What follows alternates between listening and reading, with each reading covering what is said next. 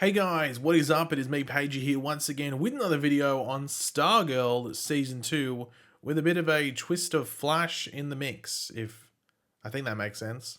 So yeah, anyway, we're on a couple of weeks break with no DC TV at all on our screens. The Flash is done for Season 7 and Superman and Lois is on break as well. But in a couple of weeks, Superman and Lois will be back for its final two episodes of Season 1 and they will be airing after Stargirl Season 2's first two weekly episodes. So we're going to have 2 weeks of Stargirl and Superman teaming up, sort of. Now, of course, it has been quite a while since the first season of Stargirl aired, which was on both the CW and DC universe for season 1. But some of you might not have watched it until after it finished airing, and you binge watched it or just watched it after the fact. Some of you might have only watched it sometime recently, but of course, this season it is exclusively to the CW Weekly, which will be interesting to see if it feels a bit different as it will be structured around ad breaks, which season 1 wasn't, but that's like a minor change. I don't think it'll be too noticeable or massive. I don't think at least it will. I don't think it will at least. That's the best way to say that. But of course, heading into season 2 of Stargirl, there is a lot coming our way, which will be brought up within this video, which range from some Flash crossover related stuff, as we got more information on that, as well as information and teasers based around the themes for this season and certain characters coming our way. We'll be going over all of that in this video. There's lots to talk about, might be a bit longer than usual. But anyway, of course, throughout the video, be sure to let me know your various opinions, thoughts, theories, anything like that in the comment section down below. I'm always curious to read them and just see what everyone's thinking. And of course, if you're going to enjoy the video and you're looking forward to what's coming and just what we talk about in this video, why not drop a like on the video, show support and excitement. So to start off with, as we should all know by now, we will be having what is branded by the CW as the first official connection between the Arrowverse and Stargirl, with the guest appearance of Garrick, played by John Wesley Shipp on Stargirl. Now this will be in the 9th episode of season 2, so we will have to wait a while for it once the season starts, but due to its placement towards the end of the season, it does suggest it could be pretty important, like the episode and his role as well. Now, there hasn't been a ridiculous amount mentioned in regards to this since it came out that, Garrick will be showing up, but in the lead up to the season 7 finale for The Flash, John Wesley Shipp did talk about his upcoming role on Stargirl and how much fans should be looking forward to it, and this is what he had to say. It's amazing. Amazing. I've got to tell you, I had the best time in Atlanta shooting with that cast. People must watch. It debuts August 10th. This show has so much energy and depth and heat and excitement around it at the moment. It has that new show feel. Everybody is 100% invested.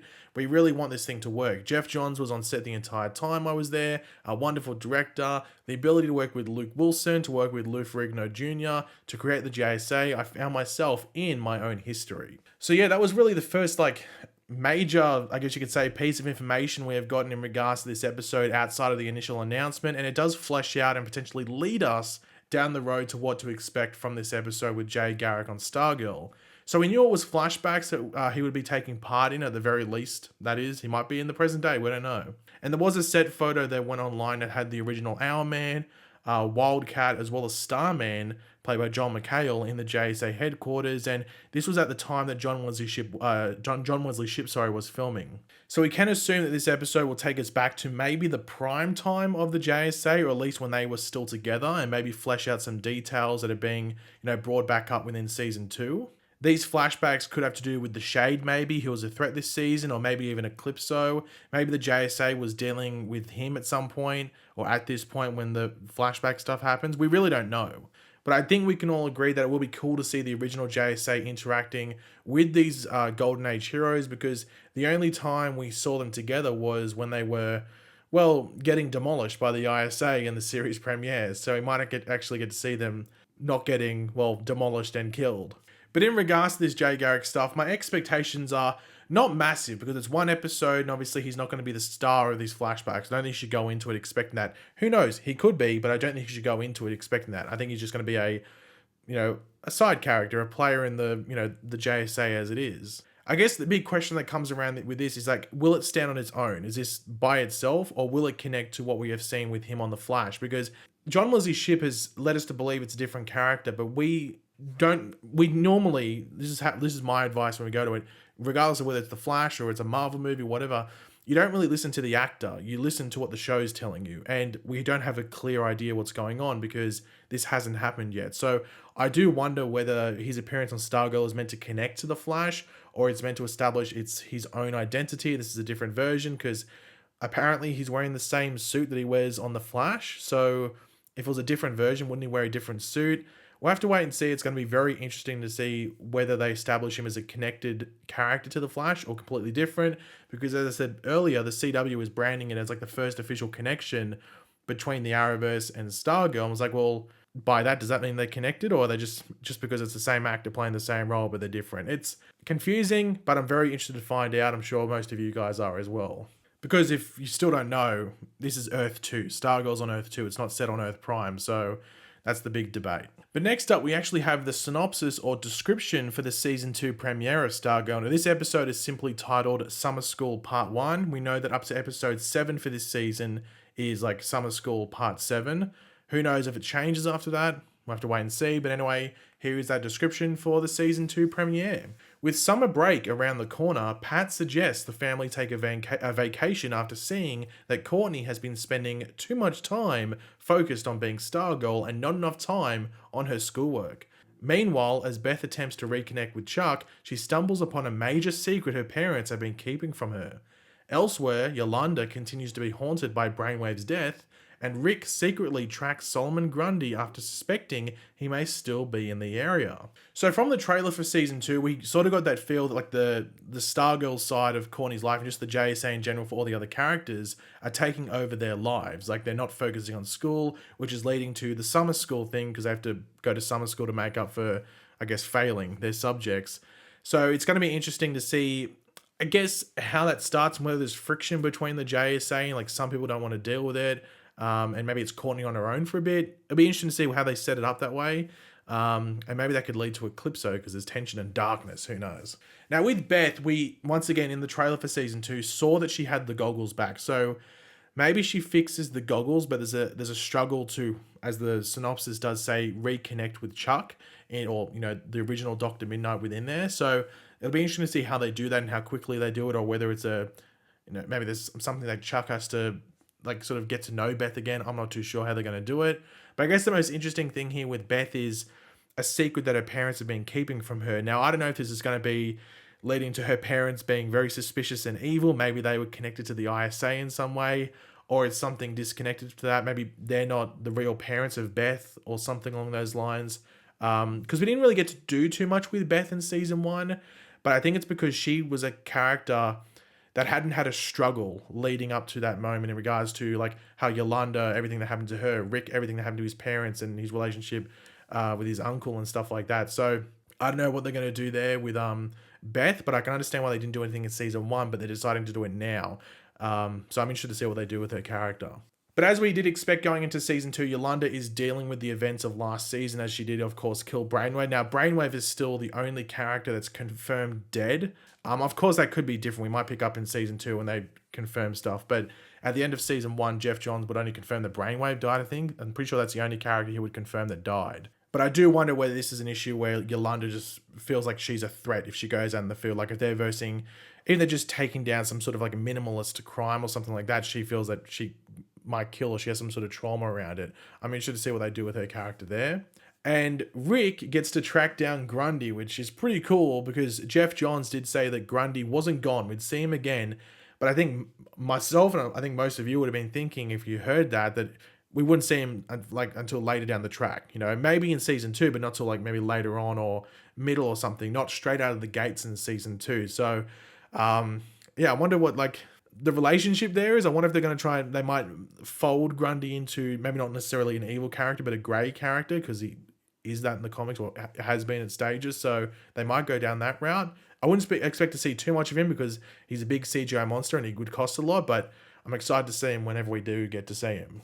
Now, if you don't know, there is a Stargirl podcast that I will leave linked in the description down below, which is actually run by someone who's actually associated with the show, which is obviously gives you a lot of insight. But they did an interview to start off their Season 2 series. We'll just call it Season 2 of interviews, if you want to call it, with Breck Bassinger. You can actually go there and they have, like, it's on Apple Podcasts and everything like that and Spotify, I'm pretty sure. They do interviews with all the different cast and Jeff Johns himself and some like the people attached to like the costumes and various things like that. They got a bunch of interviews from season 1 if you feel like binge listening to some interviews. But they did one with Brett Bassinger, and they got some little things here, there's just 2 things I noted down. So in season 1, one of the themes and inspirations behind some of the stuff that happened in season 1 and just the feel of it were like some 80s adventures movies like The Goonies, Back to the Future, and things like that. Now, heading into season 2, one of the inspirations is 80s horror movies, and 2 of the ones that were mentioned were Nightmare on Elm Street and It. So 80s/90s, because I think It, the movie, like the Tim Curry one, came out in 1990, I think. So 80s/early 90s. So those like that, and you have to think that's the inspiration with some stuff with Eclipso, maybe even The Shade as well. So we're going to get a bit of a horror, scary feel with what's going on in season 2, which should be pretty exciting. Hopefully not too many jump scares, because those can annoy me sometimes. But if it's just a bit of a spooky feel in the season, then I'm interested to see it. And also another thing that was mentioned by Brett Bassinger was that 5 seasons are planned for the show. Like Jeff Johns has like an actual plan thing for 5 seasons of the show, which is like unusual usually, because usually people play like, oh, well, I hope we get renewed, and they just sort of play it off from there on forward. So there's 5 seasons of the show planned, with season 3 obviously already in the works because they got renewed. So let's see what they do. If they're doing horror in season 2, that's like sort of the feel. I wonder what season 3 was. Season 3 will be maybe like space. I don't know. We'll have to wait and see.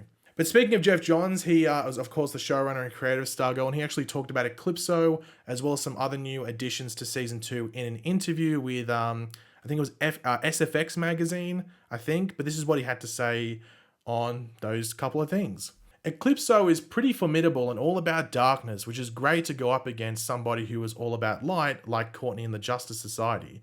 There's these colliding ideologies and powers and drives that really help generate strong emotional stories that challenge each of our characters individually. They each go through something that is really personal to them. That's what Eclipso does best. He makes things very personal. He turns over rocks that you might not want him to turn over.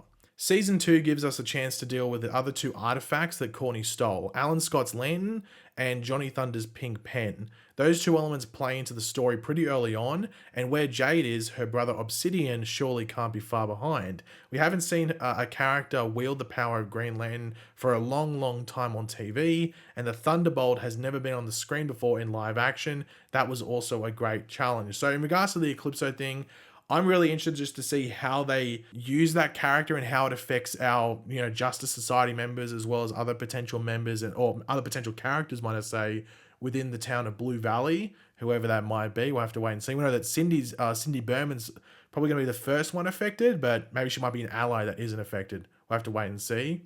And I think most of us are looking forward just to seeing the Green Lantern stuff, the Thunderbolt pen, everything like that. I think it's going to be cool. Now, he does bring up Obsidian, and he does tease Obsidian. I don't necessarily think we will see him in season 2. I could be completely wrong, because a lot of stuff gets kept secret about Stargirl. Like a lot of stuff got kept secret for season 1 that we didn't know what was happening. So maybe he shows up, but maybe he's teased for season 3, and he might be a new character that shows up in season 3. So if you didn't know, Obsidian, obviously, as the thing says there, is the brother of Jade, so another child of Alan Scott. So let's see what happens there. But yeah, I'm excited for all this. Stargirl Season 2 is not far away. Hopefully we might get a new trailer for it this coming week. I think it's 2 weeks until it comes out on Tuesday American time. So 2 weeks from when a show comes out is sometimes when they release a new trailer. So we might get something then. We'll have to wait and see. But of course, if you enjoyed the video, you're looking forward to all this, it'd be awesome if you guys could drop a like on the video. Let me know in the comments section down below your various thoughts on everything we went over. I'm always curious to hear them. And of course, if you are new to the channel, make sure to subscribe. And I will catch you guys later. Goodbye.